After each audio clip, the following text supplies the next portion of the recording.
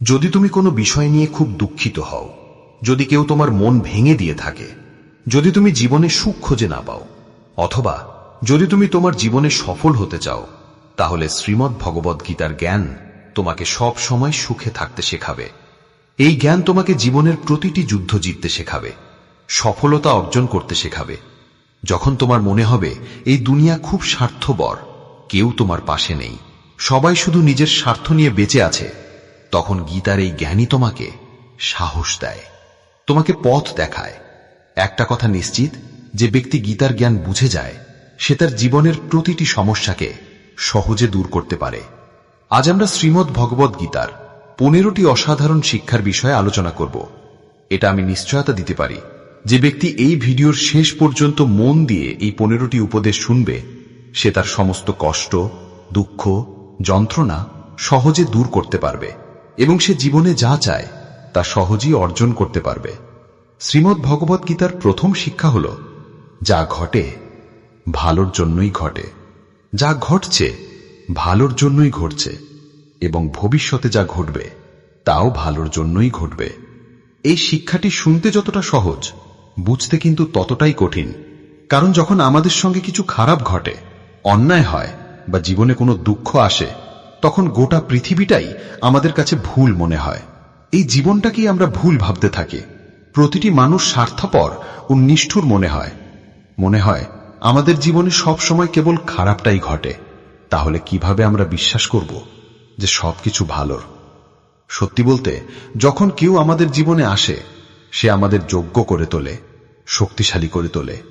আর যখন কোনো আপনজন আমাদের কষ্ট দেয়, সেই আঘাত আমাদের চোখ খুলে দেয়, বুঝিয়ে দেয় আমরা যার জন্য কাঁদছিলাম সে আসলে আমাদের কোনো মূল্যই দিত না। একজন মা যেমন ছোট শিশুকে তিতা ওষুধ খাওয়ায়, শিশু সেটা একেবারেই পছন্দ করে না, কিন্তু সেই তিতা ওষুধই তার অসুখ সারিয়ে নেয়। বাস্তবতা হল, প্রতিটি মানুষ তার নিজের বোঝার সীমার মধ্যে জীবনকে উপলব্ধি করে। সে যা দেখে, যা শোনে, সেটাই বিশ্বাস করে। কিন্তু তুমি কখনো কারো সত্যিকারের রূপ জানতে পারবে না যতক্ষণ না তোমার জীবনে দুঃখ আসে, যতক্ষণ না অন্যদের তোমার সঙ্গে কোনো স্বার্থ থাকে। তারা তোমার সঙ্গে খুব ভালো ব্যবহার করবে, কিন্তু যেই দিন তাদের তোমার থেকে কোনো লাভ থাকবে না, তখনই তুমি তাদের আসল মুখ দেখতে পাবে, যা তোমাকে গভীরভাবে আঘাত করবে। তুমি প্রায়ই শুনে থাকবে, এই মানুষটা এমন হবে ভাবতেই পারিনি, তার জন্য আমি কত কিছু করেছিলাম, আমি তো তাকে নিজেরই মনে করেছিলাম, অথচ সে এমন করে দেবে সেটা আমি কল্পনাও করিনি। বাস্তবে প্রতিটি মানুষ মুখোশ পরে ঘোরে। তুমি কখনো জানতেই পারবে না কেউ কেমন, যতক্ষণ না সে তোমার সঙ্গে অন্যায় আচরণ করে। এই কারণেই বলা হয়, কেউ যদি তোমাকে কষ্ট দেয়, সেটাও তোমার ভালোর জন্যই। কারণ সেই কষ্টই তোমাকে শেখায় কিভাবে জীবনের সঙ্গে লড়াই করতে হয়, তোমাকে শেখায় কিভাবে জীবনে এগিয়ে যেতে হয়। যারা বেশি আরামে থাকে, তারা জীবনের সামান্য দুঃখেই ভেঙে পড়ে, কিন্তু যে ব্যক্তি বহুবার দুঃখে ভেঙেছে, আপনজনের বিশ্বাসঘাতকতা সহ্য করেছে, তাকে ছোটখাটো কষ্ট কিছুতেই দমাতে পারে না। আর যে ব্যক্তি কখনো কষ্ট পায়নি, সে কখনো মহান মানুষ হতে পারে না, সে জীবনে বড় সফলতা অর্জন করতে পারবে না। তাই জীবনে যখনই কষ্ট আসে, বিপদ আসে, বড় দুঃসময় আসে, তখন মনে রেখো, ঈশ্বর তোমার জন্য ভালো কিছু পরিকল্পনা করছেন। তুমি হয়তো খুব শীঘ্রই জীবনের কোনো বড় লক্ষ্য পূরণ করতে চলেছ। দ্বিতীয় উপদেশ, একজন মানুষকে বারবার ক্ষমা করা তোমার নিজের জীবনকেই ধ্বংস করে দিতে পারে। পাণ্ডব ও কৌরবদের মধ্যে যে মহাভারতের যুদ্ধ হয়েছিল, তার মূল কারণ ছিল দুর্যোধন বারবার পাণ্ডবদের সঙ্গে অন্যায় করত, আর যুধিষ্ঠির বারবার তাকে মাফ করে দিতেন। এই ক্ষমার ফলেই শেষ পর্যন্ত এক ভয়ঙ্কর যুদ্ধে পরিণতি হয়। কে জানে কতবার দুর্যোধন পাণ্ডবদের ধ্বংস করার চেষ্টা করেছিল, তবুও যুধিষ্ঠির বারবার তাকে মাফ করে দিতেন। যদি এই একই ভুল তুমিও তোমার জীবনে করো, যদি তুমি অন্য কারোর বড় বড় ভুলগুলো শুধু দয়াবশত বারবার মাফ করে দাও, তাহলে সেই মানুষটি তোমাকে কষ্ট দেওয়ার তার অধিকার বলে ধরে নেবে। তুমি ভাবো যে এবার হয়তো সে বদলে যাবে, এবার সে বুঝে যাবে, কিন্তু তোমার এই ক্ষমাশীলতা তাকে আরো খারাপ বানিয়ে তোলে। সে তখন তোমার সঙ্গে আরো বড় অন্যায় করতে শুরু করে। কারণ জীবনে এমন অনেক ভুল থাকে যার কোনো ক্ষমা হয় না। যদি কেউ তোমার বিশ্বাস ভেঙে দেয়, সেটা কখনো ক্ষমার যোগ্য নয়। যদি কেউ ইচ্ছা করে তোমার জীবনে আঘাত করে, তোমার শান্তি নষ্ট করে, তাহলে সেটা কখনো ক্ষমা করার মতো নয়।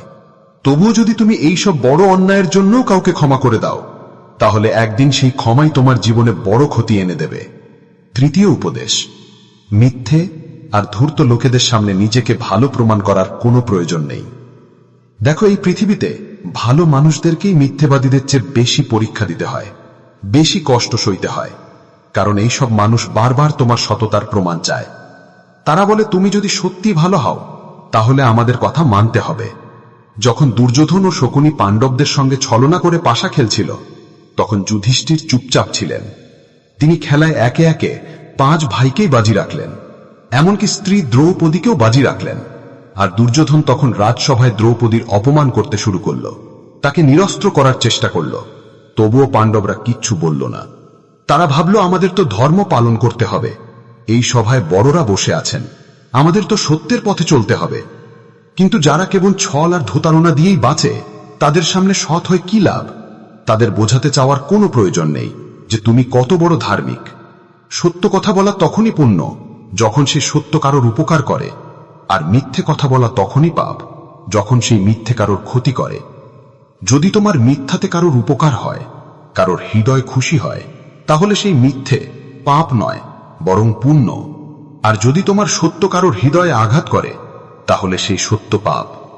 এই জন্য যে মানুষ তোমার সঙ্গে প্রতারণা করে, বারবার তোমাকে ঠকায়, কষ্ট দেয়, তাদের সামনে নিজেকে ভালো প্রমাণ করার কোনো দরকার নেই। চতুর্থ উপদেশ, দুষ্ট লোকদের তুমি যতই উপকার করো, তারা শেষমেশ তোমারই ক্ষতি করবে। এক কথায়, একজন নীচ মানুষ তার স্বভাব কখনোই বদলায় না। তুমি তার জন্য যতই ভালো করো, সে তোমার পেছনে ছুরি মারবেই। এই পৃথিবীতে কিছু মানুষ আছে যারা ভালোবাসা, মমতা বা বিশ্বাসের ভাষা বোঝে না। তারা কেবল নিজের স্বার্থ বোঝে। তাই দুষ্ট লোকের সঙ্গে ভালো ব্যবহার করে কোনো লাভ নেই, কারণ তারা সেটাকে তোমার দুর্বলতা বলে মনে করে। তারা বারবার তোমার সীমা পরীক্ষা করবে এবং শেষ পর্যন্ত তোমাকেই কষ্ট দেওয়াটাই তাদের অভ্যাস হয়ে যাবে। পঞ্চম উপদেশ, যখন তুমি জানো সামনে থাকা মানুষটা তোমাকে বারবার কষ্ট দেয়, তবুও তুমি ভালো আচরণ করতে থাকো, এটাই তোমার সবচেয়ে বড় ভুল হয়ে দাঁড়ায়। যে মানুষ বারবার তোমার সঙ্গে অন্যায় করে, কষ্ট দেয়, ভুল বোঝে, আর তুমি ভাবো সে যেমনই হোক, আমি তো ভালোভাবেই চলব, এই ভাবনা একদিন তোমাকে গভীর দুঃখে ফেলে দেবে। কেউ যদি তোমার সঙ্গে খারাপ আচরণ করে, তুমি তার সঙ্গে ভালো থেকো না, তাকে জয় করো না, শুধু নিজেকে তার থেকে দূরে সরিয়ে নাও। কিন্তু যদি তুমি বারবার তার সঙ্গে ভালো আচরণ করতে থাকো, তাহলে সেই সম্পর্ক থেকে তুমি কেবল যন্ত্রণা ছাড়া আর কিচ্ছু পাবে না। ষষ্ঠ উপদেশ, জীবনে যদি তুমি সবকিছু মুখ বুজে সহ্য করতে থাকো, তাহলে এই পৃথিবী একদিন তোমাকে গুঁড়িয়ে দেবে। এই পৃথিবীতে যারা সহ্য করে, তাদের জ্ঞানী নয়, বরং বোকা ও দুর্বল বলে মনে করা হয়। যে মানুষ নিজের অধিকারের জন্য কথা বলে না, নিজের সম্মানের জন্য লড়াই করে না, এই সমাজ তাকে পিষে ফেলে। যদি তুমি ভাবো, আমি যদি চুপচাপ থাকি, সহ্য করি, তাহলে সবাই আমাকে ভালো বলবে, তাহলে তুমি ভুল ভাবছ। এই যুগ বদলে গেছে। আজকের যুগে যে যত বেশি সহ্য করে, তাকে আরো বেশি সহ্য করার জন্য বাধ্য করা হয়। তাই যেখানে তুমি দেখবে কেউ তোমার সঙ্গে অন্যায় করছে, কষ্ট দিচ্ছে, সেই জায়গায় প্রতিবাদ করো। সপ্তম উপদেশ, দুঃখকে ভয় পেতে নেই, কারণ সুখ দুঃখ জীবনের ঋতুর মতো আসে আর যায়। জীবনে সুখ আর দুঃখ সব মানুষের কাছেই আসে, এগুলো থেকে কেউই বাঁচতে পারে না। দুঃখ এলেই ভেঙে পড়ার বদলে গীতার এই জ্ঞান মনে রাখতে হবে যে এই জগৎ পরিবর্তনশীল। সুখ যেমন চিরস্থায়ী নয়, তেমনি দুঃখ চিরস্থায়ী নয়। এই পৃথিবীতে কেউই চিরকাল টিকে নেই। অসংখ্য মানুষ এসেছে, আবার চলেও গেছে। এই সংসার এক চলন্ত স্রোতের মতো, এখানে কিছুই স্থায়ী নয়। তাই দুঃখ আসুক বা সুখ, কোনো ব্যাপার না। তুমি না পারবে সবকিছু রুখতে, না পারবে সব দুঃখ থেকে পালাতে। তাই সবচেয়ে ভালো উপায় হল জীবনকে আনন্দের সঙ্গে বাঁচো, কারণ সুখী থাকা দুঃখী থাকার চেয়ে অনেক ভালো। অষ্টম উপদেশ, ভালোবাসা এবং আবেগ দিয়ে সম্পর্ক গড়ো, কেবল সেই মানুষের সঙ্গে যে তোমার ভালোবাসার মর্যাদা বোঝে। যদি তুমি তোমার প্রেম এমন একজনকে দাও যে সেটা বোঝে না, তাহলে সেই সম্পর্ক কেবল তোমার হৃদয় ভাঙবে। যদি তুমি এমন কাউকে বেশি মূল্য দাও যার কাছে তোমার কোনো দামই নেই, তাহলে সেই সম্পর্ক তোমাকে কেবল অশ্রু ছাড়া আর কিচ্ছু দেবে না। তাই মনে রেখো, ভুল মানুষের সঙ্গে জড়িয়ে যাওয়ার চেয়ে একা থাকা অনেক ভালো। একাকিত্বের কষ্ট কখনোই ততটা গভীর নয় যতটা কষ্ট দেয় একটা ভুল সম্পর্ক। আজকের যুগে খুব কম মানুষ আছে যারা সত্যিকারের মূল্য দেয়, সত্যিকারের ভালোবাসে। তাই যাকেই তুমি তোমার জীবনের সবচেয়ে বিশেষ স্থান দিতে চাও তাকে আগে সময় দাও, যাচাই করো, বুঝে নাও।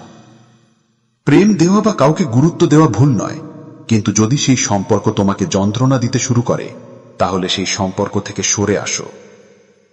নবম উপদেশ: যে ব্যক্তি দুঃখে দুঃখিত হয় না, সুখে উচ্ছ্বসিত হয় না, সেই ব্যক্তি জীবনের সব সমস্যাকে জয় করতে পারে।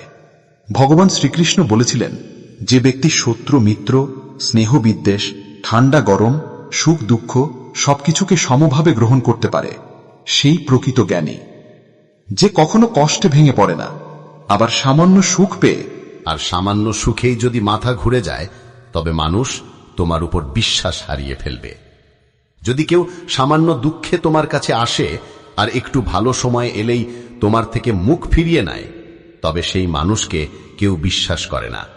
একজন বুদ্ধিমান ব্যক্তি কখনো সুখ দুঃখে উত্তেজিত বা বিষণ্ণ হয় না। সে জানে সব সময় বদলায়, দুঃখ আসবেই যাবে, সুখ আসবেই সরে যাবে। এই জন্যেই শ্রীকৃষ্ণ অর্জুনকে উপদেশ দেন, তুই স্থিরতা ধারণ কর, মনকে সংযত কর, কারণ যার মনে স্থিরতা আসে সেই জগতের সব দুঃখকে জয় করতে পারে। একাদশ উপদেশ: যে ব্যক্তি তার দায়িত্ব এবং কর্মকে জ্ঞান ও বোধ দিয়ে করে না, তার জীবনে কেবল দুঃখ আর ব্যর্থতা আসে।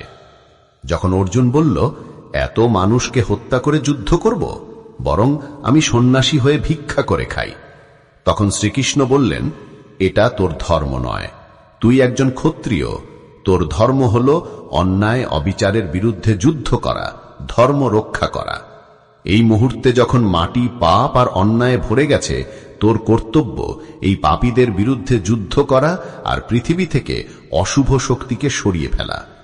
এইভাবে যদি কেউ এমন কাজ করে যা তার উদ্দেশ্য নয়, ধর্ম নয়, তবে সে কোনোদিন সফল হতে পারে না।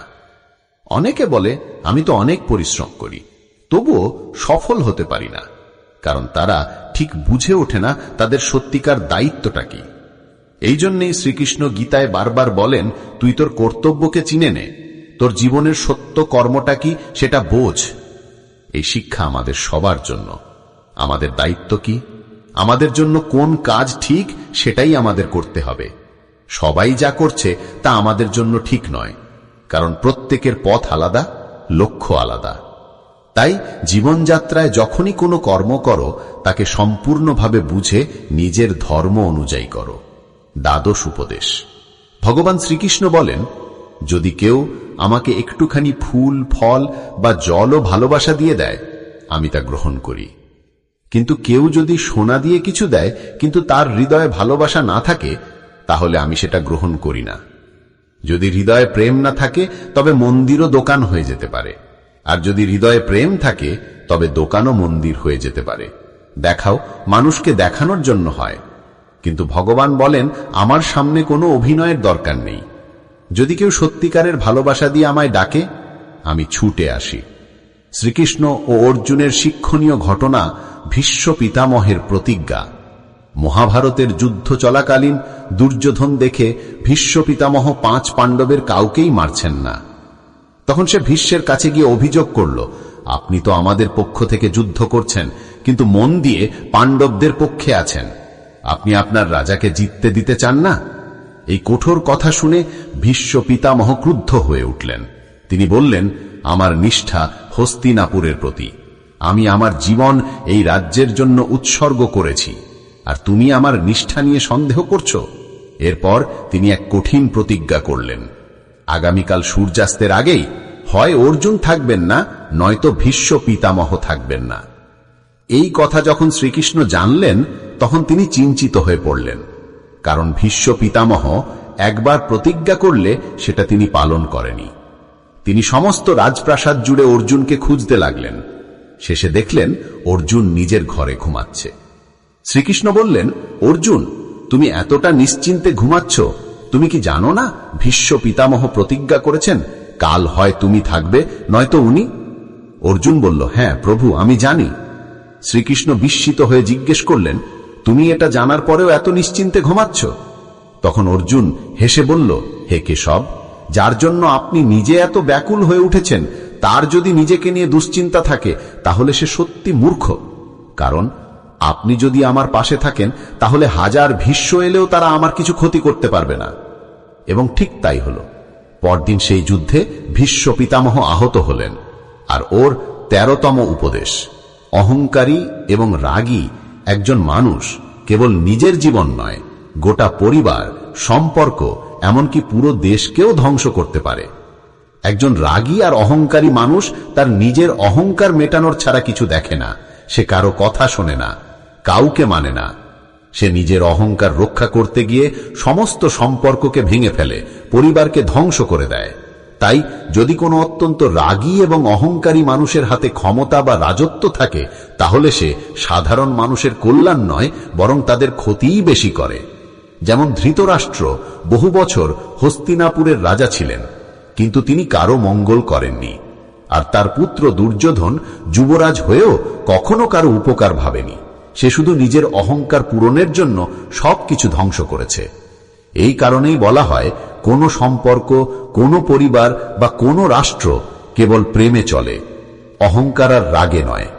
যে সম্পর্কে অহংকার আর রাগ ঢুকে পড়ে, সেই সম্পর্ক একদিন না একদিন ভেঙে যায়।